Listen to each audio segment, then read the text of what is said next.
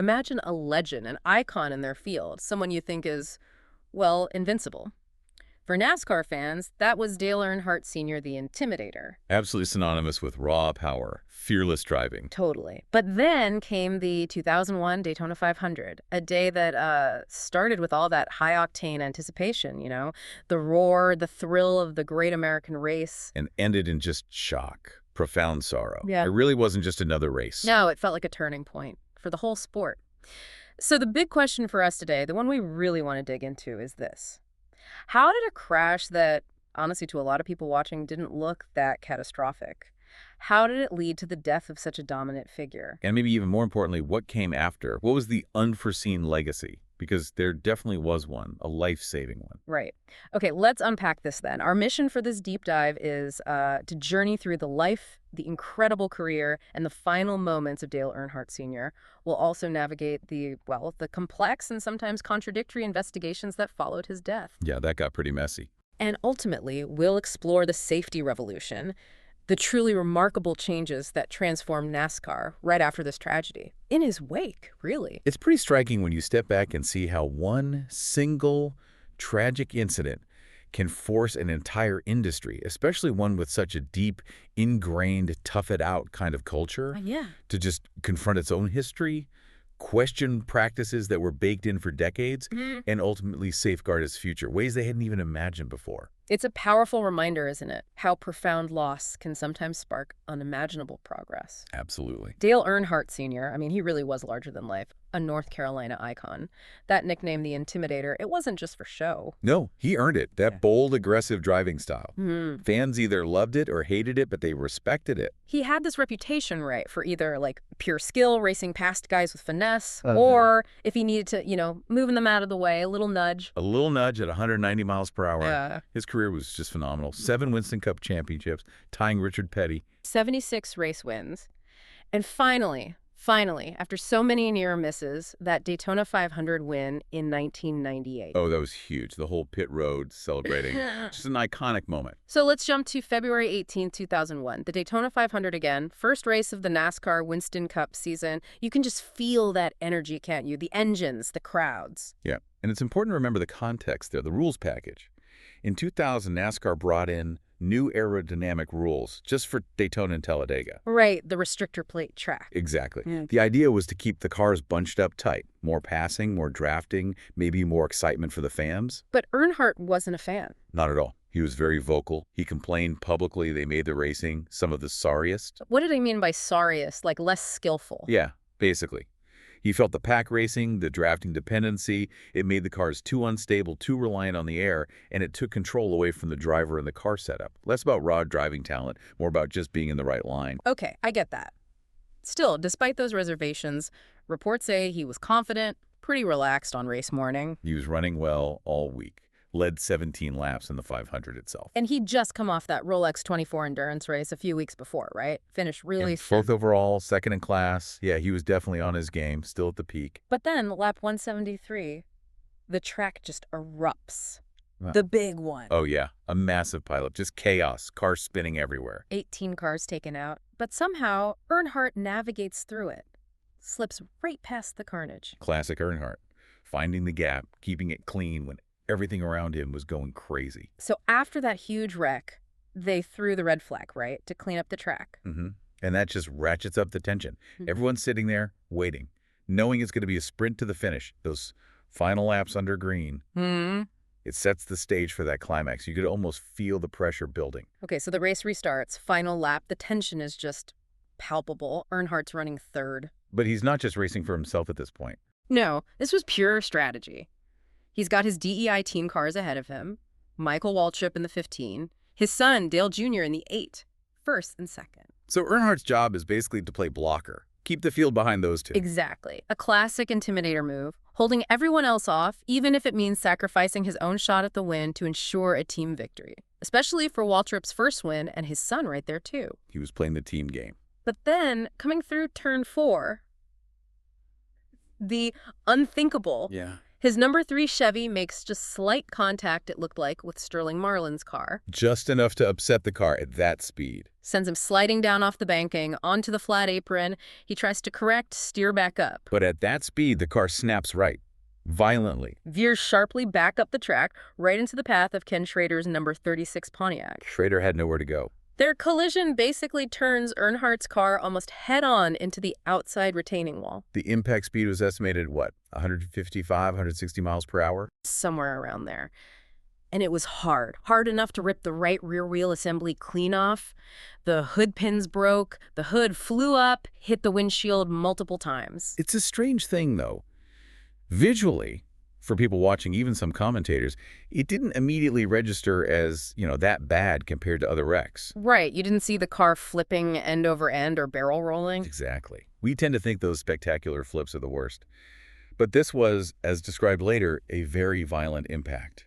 Just one single, brutal, focused hit. So it raises that question, doesn't it? Why do we sometimes underestimate the danger of crashes that don't look quite as, well, cinematic? It's perception versus physics, I think. That direct, sudden deceleration, even without the flips, transfers enormous force straight to the driver. Meanwhile, the race finishes under caution. Michael Waltrip gets his first ever Cup Series win, Dale Jr. finishes second, Rusty Wallace third. And Earnhardt Sr. was officially scored 12th.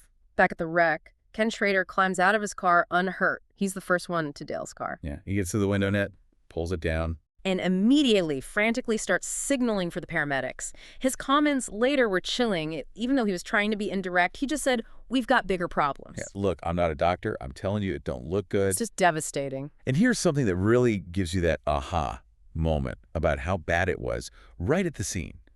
Years later, about 10 years later, Schrader confessed something. What was that? He said he knew he was dead right then and there, looking into the car.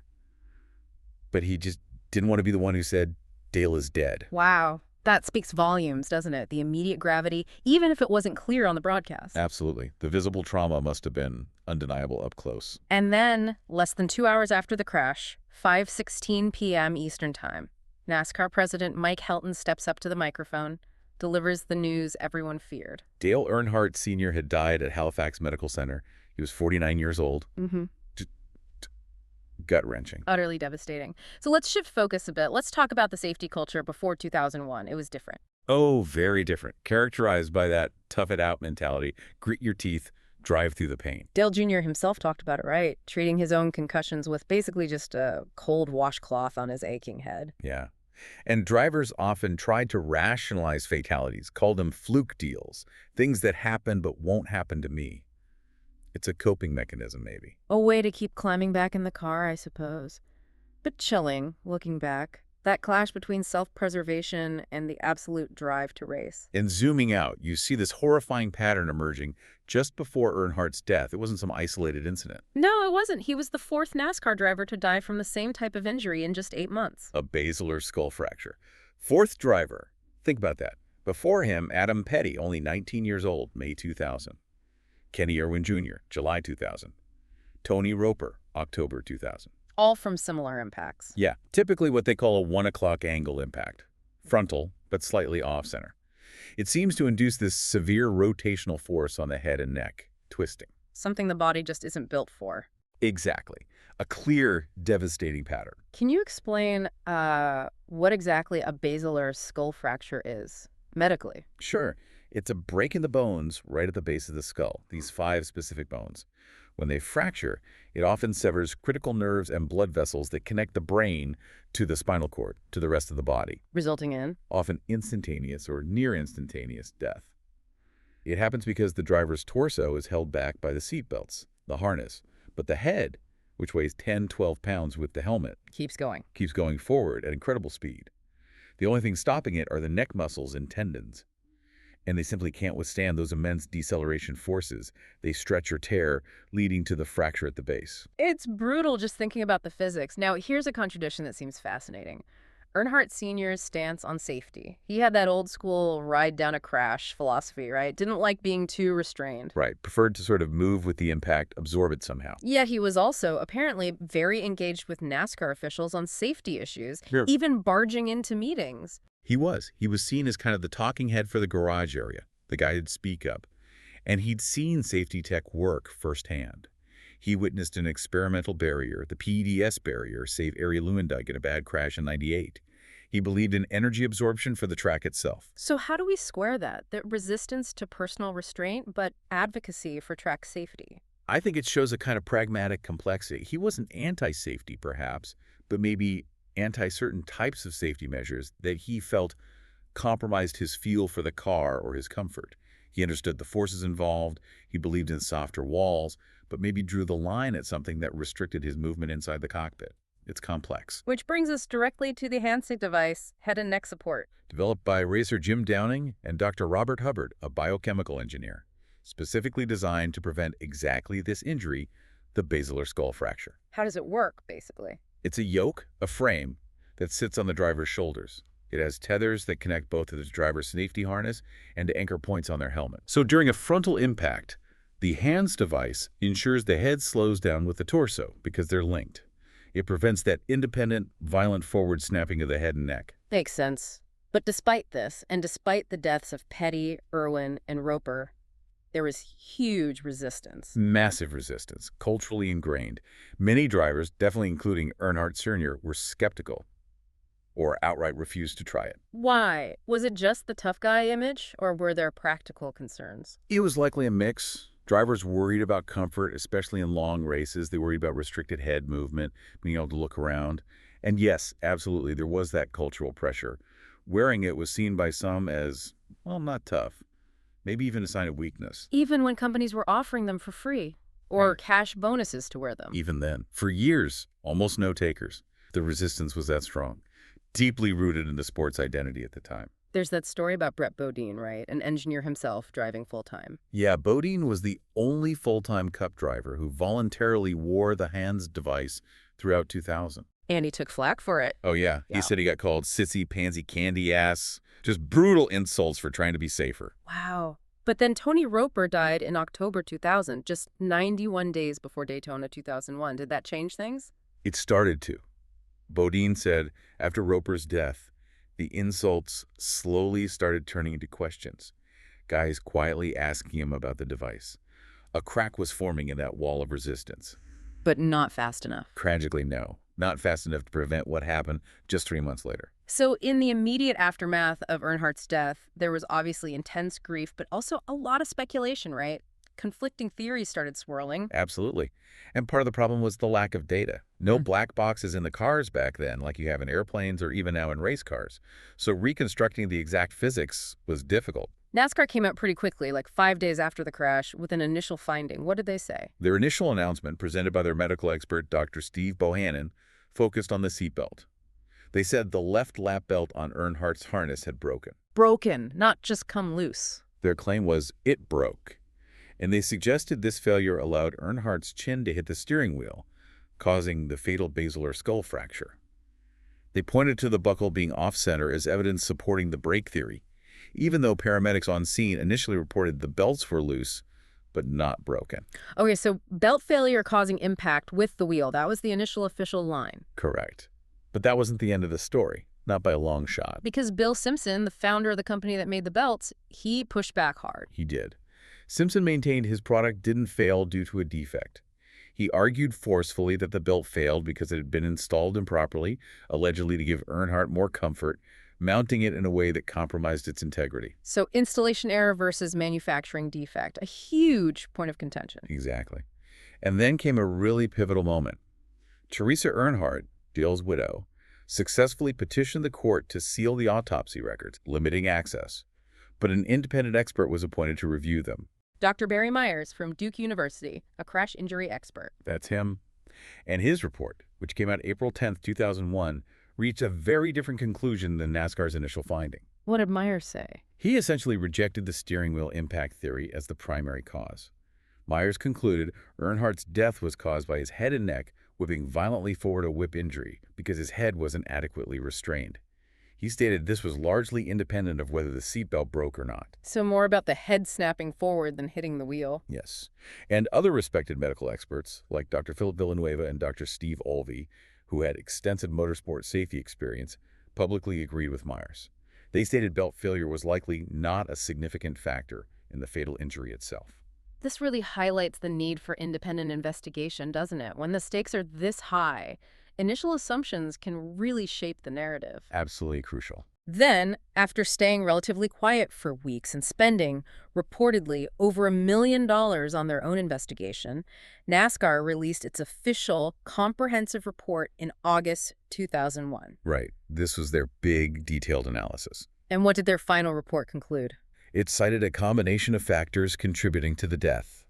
The collision with Schrader's car, the speed and angle of the impact with the wall, and the separation of the seatbelt. It was presented as a confluence of events. Did they say if the Hansi device would have saved him? Interestingly, the report specifically stated it could not determine if a Hansi device would have prevented the death in this specific instance. But crucially, the report did mandate the installation of airline-style black boxes, vehicle data recorders in all cars going forward. Ah, so they recognized the need for better data? Definitely. That was a key outcome. Collect the data to understand future crashes better. This whole controversy, the belt debate, it took a huge toll, didn't it? Especially on Bill Simpson. It did. The public pressure and accusations were immense. He eventually left the company he founded. It was a really difficult period.